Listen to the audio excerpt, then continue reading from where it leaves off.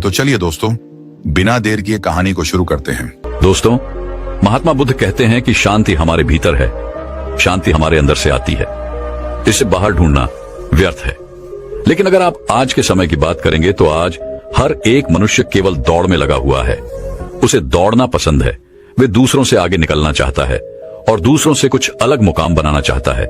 लेकिन वह यह भूल चुका है कि जिस रास्ते पर वह दौड़ रहा है वह रास्ता कभी खत्म नहीं होता और ना ही आपको कभी मंजिल मिल पाएगी, क्योंकि यह रास्ता अनंत है, इसका कोई अंत नहीं। अंतिम समय में भी जब हम अपने आप को देखते हैं तो हम अपने आप को वही रास्ते पर खड़ा ही पाते हैं जहां से हमने इसकी शुरुआत की थी। हालांकि यह सच जानकर भी लोगों को कोई फर्क नहीं पड़ता। वह तो इस रेस में, इस दौड़ में जितना चाहते हैं, वह अपने आप को श्रेष्ठ साबित करना चाहते हैं। जब कोई उनसे पूछता है कि तुमने अपने जीवन में क्या हासिल किया, तब हम अपना बखान करने से कभी पीछे नहीं हटते। हम इसका जवाब कुछ इस तरह से देते हैं कि हमने अपने जीवन में यह हासिल किया, मैंने अपने जीवन में वह हासिल किया, मैंने इस मुकाम को पाया है, मैंने इतने वर्षों की तपस्या के बाद इस पौधे को हासिल किया है। लेकिन इस बात का असली मतलब केवल वही समझा सकता है जिसने ये सब कुछ पाने के चक्कर में अपने समय को गवा दिया और अभी भी वह इस दौड़ में दौड़ रहा है, क्योंकि उसे अपनी मंजिल अभी तक नहीं मिली।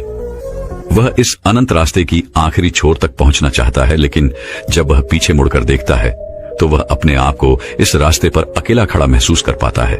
और यही हम सबके साथ भी होगा।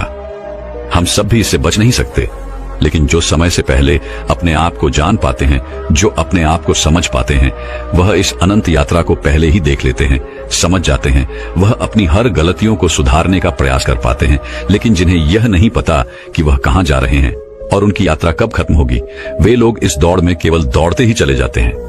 इसे और अच्छे से समझाने के लिए आज की जो कहानी मैं आप सभी के लिए लेकर आया हूं, इस कहानी के माध्यम से आप यह समझ सकेंगे कि हम इस अनंत यात्रा को कैसे समाप्त कर सकते हैं और ऐसी क्या चीज है जिसे हम अपने जीवन में उतारकर अपने आप को समझ सकते हैं, पहचान सकते हैं, जिससे हम अपने जीवन की सभी समस्याओं का समाधान कर सकते हैं। एक समय की बात है, किसी नगरी के एक पहाड़ पर एक गुरु रहा करते थे। उन गुरु की ख्याति दूर दूर तक फैली हुई थी। वह गुरु बहुत ही ज्ञानी थे, लेकिन उन्होंने अपने पूरे जीवन काल में कभी किसी को अपना शिष्य नहीं बनाया। उनके पास अनेक लोग आते और उनसे कहते कि हमें अपना शिष्य बना ले, लेकिन वह कभी किसी को अपना शिष्य नहीं बनाते और वहां से उन्हें भगा देते। इसी तरह से समय बीतता गया। समय के साथ साथ अब युवा गुरु धीरे धीरे वृद्ध हो चुके थे। अब उनकी रोजमर्रा के कामों में भी उन्हें तकलीफ होने लगी थी। तब उनके मन में यह ख्याल उत्पन्न हुआ कि यदि मैंने अपने जीवन में किसी को अपना शिष्य बना लिया होता तो आज वह शिष्य मेरी कुछ तो मदद अवश्य कर देता। लेकिन उस वक्त मैंने किसी को अपना शिष्य नहीं बनाया और अब मेरे पास कोई भी यह तक कहने नहीं आता कि है गुरुवर मुझे अपना शिष्य बना ले, क्योंकि अब उनका शिष्य कोई नहीं बनना चाहता था। सभी को यही लगता था कि वह तो पागल है और कौन उस पागल का शिष्य बनना चाहेगा। वह सभी को भगा देता है, किसी को भी अपने पास रहने नहीं देता। तभी एक दिन एक युवक अपना बोरिया बिस्तर बांधे हुए उन गुरु के पास पहुंचा और उनसे कहने लगा, है गुरुदेव, मैंने सुना है आप बहुत ज्ञानी हैं, आपकी ख्याति दूर दूर तक फैली हुई है, लेकिन आप कभी किसी को अपना शिष्य नहीं बनाते। मैं आज आपके पास यही विनती लेकर आया हूं कि कृपा करके मुझे अपना शिष्य बना लीजिए। आप जो कहेंगे मैं वो करूंगा, लेकिन मुझे केवल आपसे ही ज्ञान प्राप्त करना है। मैंने सुना है अब बहुत ज्ञानी है और इसी इच्छा से मैं यहाँ पर आया हूँ कि वह ज्ञान आप मुझे देंगे, मुझे सिखाएंगे। मैं बड़ी आस लेकर आपके पास आया हूँ। जब मैं यहाँ आ रहा था तो हर कोई मुझे यहाँ आने से मना कर रहा था। हर कोई मुझसे यही कहता था कि उनके पास ना जाओ, वह बहुत पागल है, वह किसी को अपना शिष्य नहीं बनाते। यदि तुम उनके पास जाओगी तो वह तुम्हें डांट कर भगा देंगे, लेकिन तुम्हें अपना शिष्य नहीं बनाएंगे। सभी लोग मुझे रोक रहे थे, लेकिन मुझे तो केवल आपका ही शिष्य बनना है। क्या आप मुझे अपना शिष्य बनाएंगे? कृपा करके न मत कहिएगा। मैं आज आपके पास बड़ी आस लेकर आया हूं। उस युवक के मुख से यह सारी बातें सुनकर वह गुरुवर उस युवक से कहते हैं, हाँ, आज से तुम मेरे शिष्य हो। मैं तुम्हें अपना शिष्य बनाता हूं और कल से मैं तुम्हें ज्ञान भी अवश्य दूंगा। धीरे धीरे रात्रि का समय हो चुका था और उतने ऊपर उस पहाड़ी पर पानी का कोई स्रोत नहीं था। पानी लेने बहुत दूर जाना पड़ता था और शिष्य को बहुत जोरों की प्यास लग चुकी थी। वह पानी ढूंढने के लिए यहां वहां घूम रहा था, यहां वहां फिर रहा था, लेकिन उसे कहीं भी पानी नहीं मिला। और जब उन गुरुवर ने अपने उस शिष्य को पानी ढूंढता हुआ देखा तो उन्होंने कहा, बेटा तुम्हें इस पहाड़ पर कहीं पानी नहीं मिलेगा। आज की रात तुम्हें ऐसे ही बितानी पड़ेगी। कल सुबह सुबह हम पानी के लिए निकल पड़ेंगे। उस शिष्य ने अपने और गुरुवर की बात मान ली। उसने जैसे तैसे अपनी रात वहां पर बिताई और अगले दिन सुबह सुबह वह गुरुवर और वे शिष्य पानी लेने के लिए निकल पड़े। वह दोनों एक कुएं के पास पहुंचे। शिष्य को जोरों की प्यास लगी थी। उसने कुएं से झट से पानी निकाला और फटाफट पी गया, क्योंकि उसका गला सूखा हुआ था और उसे प्यास भी बहुत जोरों की लगी थी। यह देखकर उन गुरुवर ने अपने शिष्य से कहा, मूर्ख कहीं का, मुझे भूल गया। तेरे साथ मैं भी तो प्यासा हूं, क्या मुझे पानी की कोई आवश्यकता नहीं? इस पर शिष्य अपने गुरु से माफी मांगता है और कहता है गुरुदेव, मुझे क्षमा कीजिए। मुझे बहुत जोरों की प्यास लगी थी, जिस कारण मुझे आपका ध्यान नहीं आया और मैंने पानी निकालकर खुद ही पहले पी लिया। लेकिन रुक जाइए, मैं अभी आपके लिए पानी लेकर आता हूं। इतना कहकर उस शिष्य ने एक बार फिर से कुएं से पानी निकाला और गुरुवर को पिलाया। उसके बाद वह शिष्य अपने गुरु से कहता है गुरुवर, आपने कहा था कि आप मुझे कल से ज्ञान देंगे, आप मुझे कल से सिखाएंगे। तभी वह गुरुवर कहते हैं, हाँ, मैंने कहा था और मुझे याद है। तभी वह गुरुवर अपने उस शिष्य को कहते हैं कि एक बार फिर से इस कुएं से पानी निकालो।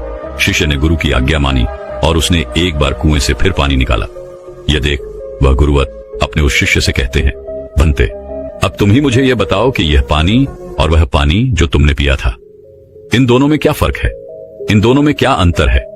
शिष्य ने अपने गुरुवर की बात बड़ी ध्यानपूर्वक सुनी और उसके बाद अपने हाथ में लिया हुआ वह पानी वह उसे घूर घूर कर देखने लगा, लेकिन उसे कुछ समझ नहीं आ रहा था। उसने कहा, है गुरुवर, यह पानी और वह पानी, इन दोनों में क्या फर्क है? इसे बताने के लिए तो मुझे वह दोनों पानी एक साथ रखना होगा, लेकिन मैं तो वह पानी पी चुका हूं। अब मैं भला आपको इन दोनों के बीच का अंतर कैसे बता सकता हूं? कहीं आप मुझे मूर्ख तो नहीं बना रहे? क्योंकि पानी तो एक जैसा ही होता है, फिर भला पानी में कैसा भेद? शिष्य की यह बात सुनकर वह गुरु अपने शिष्य को बड़े ही ध्यानपूर्वक तौर से देखते हैं और फिर कहते, भंते, जब मनुष्य के भीतर किसी चीज की प्यास उत्पन्न होती है और वह अत्यंत गहरी होती है, तब मनुष्य उस प्यास को बुझाने के लिए, उसका निवारण करने के लिए अपनी पूरी ऊर्जा, अपनी पूरी ताकत लगा देता है और तब उसे केवल अपने प्यास बुझाने का वह स्रोत नजर आता है, वह वस्तु नजर आती है। इसके अलावा उसके आसपास और भी बहुत कुछ होता है, लेकिन उस पर उसका ध्यान नहीं जाता। जिस प्रकार तुम्हारा गला सूखा हुआ था और तुम्हें जोरों की प्यास लगी थी, तुमने कुएं से पानी निकाला और झट से पी गए। तुम्हें एक पल के लिए यह ख्याल नहीं आया कि साथ ही में तुम्हारे गुरु भी खड़े हैं और उन्हें भी जोरों की प्यास लगी हुई है। जिस प्रकार अभी तुम्हारे हाथ में यह पानी है और तुम्हारे चारों ओर भी बहुत कुछ है, लेकिन पानी भले ही वैसा ही है, इसका रंग, इसका स्वाद बिल्कुल वैसा ही है, लेकिन यह वह पानी नहीं है जिसके लिए तुम्हारे प्राण सूखे जा रहे थे। इसी कारणवश देखो, तुमने अभी भी यह पानी अपने हाथ में ही लिया हुआ है। यदि तुम्हें जोरों की प्यास लगी होती तो तुम इस पानी को भी पी गए होते, बिना किसी इंतजार के। लेकिन अब यह हो सकता है कि तुम इस पानी को फेंक दो या इसे कुएं में वापस डाल दो। इस कुएं में जितना भी पानी है सब एक ही है, सबका रंग, सबका रूप, सबका स्वाद एक ही जैसा है। लेकिन ये तो हमारी मन की स्थिति के कारण हमें ये अलग अलग नजर आता है। अर्थात सब कुछ तुम्हारे भीतर परिवर्तन होता है, बाहर कुछ नहीं।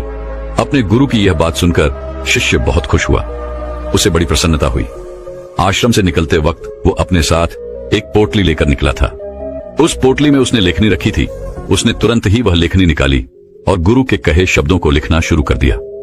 यह देखकर वह गुरुवर अपने उस शिष्य से कहते हैं, भंते, यह तुम क्या कर रहे हो? इसके जवाब में शिष्य अपने गुरुवर से कहता है गुरुवर, आपने जो कुछ भी कहा मैं उसे भूलना नहीं चाहता। यह सब मुझे सीखना है, मुझे याद करना है, जिस कारण मैं इसे लिख रहा हूं और बाद में मैं इसे याद भी कर लूंगा। तभी तो मैं ज्ञानी बन पाऊंगा, तभी तो मैं लोगों को ज्ञान बांट सकूंगा। अन्यथा यदि मैं ही आपकी बातों को भूल गया, अपने जीवन में उसे नहीं उतार पाया, तो फिर मेरा यहां पर आना व्यर्थ हो जाएगा। गुरु ने अपने उस शिष्य की सारी बातें ध्यानपूर्वक सुनी और उसके बाद वह अपने शिष्य से कहते हैं, भंते, ये सब तो ठीक है, लेकिन अब चलो, आश्रम चलने का वक्त हो चुका है और फिर हमें अभी भिक्षाटन के लिए भी तो जाना है। इतना कहकर वह गुरु और शिष्य वापस आश्रम की ओर लौट गए और रास्ते में ही उन्होंने भिक्षा भी मांग ली। दोनों जब आश्रम पहुंचे, उस भिक्षा का लुत्फ उठाया। रात में उसे खाकर वह लोग सो गए। अगले दिन सुबह सुबह उन गुरुवर ने अपने शिष्य को जगाया और कहा, चलो हमें कुएं के पास फिर जाना है। इतना कहकर शिष्य और वह गुरुवर उस कुएं की ओर निकल पड़ते हैं। कुछ देर बाद जब वह कुएं के पास पहुंचते हैं तो गुरुवर अपने शिष्य से कहते हैं कि पानी निकालो। वह शिष्य अपने गुरुवर की आज्ञा का पालन करते हुए उस कुएं से थोड़ा पानी निकालता है। तभी वह गुरुवर अपने उस शिष्य से कहते हैं, भंते, कल जो तुमने पानी पिया था और आज जो तुमने पानी निकाला है, इन दोनों में क्या फर्क है? क्या तुम मुझे बता सकते हो? इस पर शिष्य तुरंत ही अपनी उस पोटली को निकालता है जिसमें उसने वो सारी बातें लिखी होती हैं। जब गुरु ने उसे वो सारी बातें बताई थी कि जब मनुष्य को किसी चीज की प्यास उत्पन्न होती है तो वो उसे मिटाने की हर मुमकिन कोशिश करता है और उसके आसपास बहुत कुछ होता है, लेकिन वह उसे देख नहीं पाता। वह यह पढ़ ही रहा था कि तभी उन गुरु ने अपने उस शिष्य से कहा, मूर्ख, क्या कर रहे हो? वह शिष्य कहता है गुरुवर, जैसा कि आपने मुझे बताया था, मैं उसी ज्ञान को दोहरा रहा था और आपको आपके सवाल का जवाब देने का प्रयास कर रहा था। तभी वह गुरुवर अपने उस शिष्य से कहते हैं, मूर्ख, इस पानी को सूंघो, इस पानी में से दुर्गंध आ रही है। शिष्य ने अपने गुरु की आज्ञा मानी। उसने तुरंत ही उस पानी को सूंघा। उसमें से सचमुच बदबू आ रही थी, मानो वह पानी सड़ चुका हो। तभी वह गुरु कुएं की ओर आगे बढ़ते हैं और कुएं में झांक कर देखते हैं तो उसके अंदर एक जीव मरा पड़ा था। जैसे तैसे उन गुरुवर ने और उस शिष्य ने मिलकर उस जीव को कुएं से बाहर निकाला और उस जानवर की ओर इशारा करते हुए और गुरुवर अपने शिष्य से कहते हैं, भंते, क्या तुम इसे देख पा रहे हो? इस पर शिष्य कहता है, हाँ गुरुवर, मैं इसे देख पा रहा हूं। तभी वह गुरुवर कहते हैं, इस पृथ्वी पर जिसने अब भी जन्म लिया है उसकी मृत्यु निश्चित है। वह एक न एक दिन मृत्यु को अवश्य प्राप्त होता है। जब एक मनुष्य जन्म लेता है तो उसका जीवन संपूर्ण होता है और मृत्यु शून्य होती है, लेकिन धीरे धीरे जैसे जैसे समय बीतता जाता है, एक एक दिन ढलते जाते हैं, जीवन घटने लगता है और मृत्यु संपूर्ण होती जाती है। किसी की भी मृत्यु यूं ही अचानक नहीं हो जाती। जब कोई भी प्राणी जन्म लेता है तो उसके जन्म से ही यह प्रक्रिया शुरू हो जाती है और अंततः हमारी यात्रा जन्म से मृत्यु तक अपना सफर तय कर लेती है। हाँ, यहाँ पर यह जरूर होता है कि किसी के लिए तेज प्रक्रिया होती है और किसी के लिए यह प्रक्रिया धीमी होती है, लेकिन यह प्रक्रिया सभी के लिए काम करती है और सभी को एक न एक दिन जन्म से लेकर मृत्यु तक का यह सफर तय करना ही पड़ता है। शिष्य ने एक बार फिर से अपनी लेखनी निकाली और गुरु की इन सभी बातों को लिखना शुरू कर दिया। तभी वह गुरु हैं, क्रोधित होते हुए अपने उस शिष्य से कहते हैं, चलो कुएं की ओर चलो। यह देखकर वह शिष्य घबरा जाता है और अपने उन गुरुवर से कहता है गुरुवर, मैं तो अभी जवान हूं और मैं अभी मृत्यु को प्राप्त नहीं होना चाहता, कृपा करके मुझे छोड़ दे। तभी वह गुरुवर अपने उस शिष्य से कहते हैं, बेवकूफ, मैं तुम्हें कुएं में धकेलने नहीं जा रहा। मैं तो यह कह रहा हूं कि कुएं के चारों ओर एक दीवार खड़ी कर देते हैं, जिससे और कोई इस कुएं में ना गिरे, जिससे किसी और को व्यर्थ अपनी जान ना गंवानी पड़े। दोनों ने बड़ी मुश्किल के साथ कुछ लकड़ियां इकट्ठा की और कुएं के चारों ओर एक दीवार बना दी, जिससे अब उस कुएं के अंदर कोई नहीं गिर सकता था। इतनी मेहनत करने के बाद गुरु और वह शिष्य वापस आश्रम लौट आए। धीरे धीरे ऐसे ही कई दिन बीत गए। शिष्य अब उन गुरुवर के साथ अपना अधिकांश समय बिताता था, उनका सारा काम करता था। एक दिन उसने देखा कि उसके गुरुवर बहुत प्रसन्न है। तभी वह उन गुरुवर के पास पहुंचा और अपने उन गुरुवर से कहता है गुरुवर, आज आप बहुत प्रसन्न दिख रहे हैं, क्या मैं आज आपसे कुछ पूछ सकता हूं? तभी वह गुरुवर अपने उस शिष्य से कहते हैं, हाँ अवश्य। तभी शिष्य कहता है गुरुदेव, आप मुझे कोई ऐसा ज्ञान दीजिए जो सबसे बड़ा हो, जिसके आगे मुझे कोई और ज्ञान अर्जित करने की कोई आवश्यकता ना पड़े। वैसे भी दिन ब दिन आप वृद्ध होते जा रहे हैं और आपकी मृत्यु कब आ जाएगी यह मैं नहीं जानता, इसीलिए आप मुझे वह ज्ञान दे दीजिए। तभी तो मैं आपके ज्ञान को लोगों तक फैला सकूंगा, तभी तो लोग आपके बारे में जान सकेंगे। वह अपनी लेखनी लेकर बैठ गया, इस इंतजार में कि गुरुदेव उसे कुछ बताएंगे, कोई ऐसा ज्ञान जो बहुत बड़ा है। लेकिन उन गुरुवर ने अपने उस शिष्य से कुछ नहीं कहा, बस वह चुपचाप बैठ गए। वह काफी देर तक यूं ही मौन रहे और उसके बाद वहां से उठकर चले गए। वे शिष्य चुपचाप ये सब देख रहा था और जब वह गुरुवर वहां से उठकर चले गए तो उसने लेखनी से लिखा, सबसे बड़ा ज्ञान मौन। अगले दिन फिर उसने उन गुरुवर से यही सवाल किया और अब की बार भी गुरुवर ने उसे कोई जवाब नहीं दिया।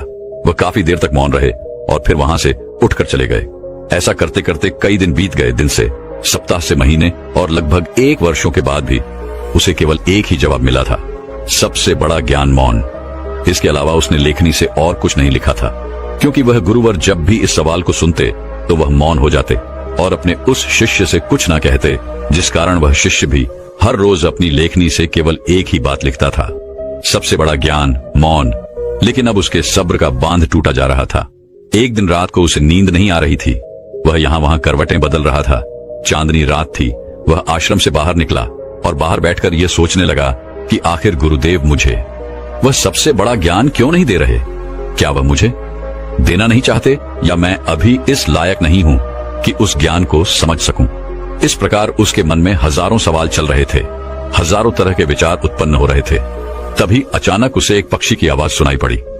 उसका पूरा ध्यान उस पक्षी की आवाज पर चला गया और तब उसने महसूस किया कि चारों ओर हवाएं चल रही थीं।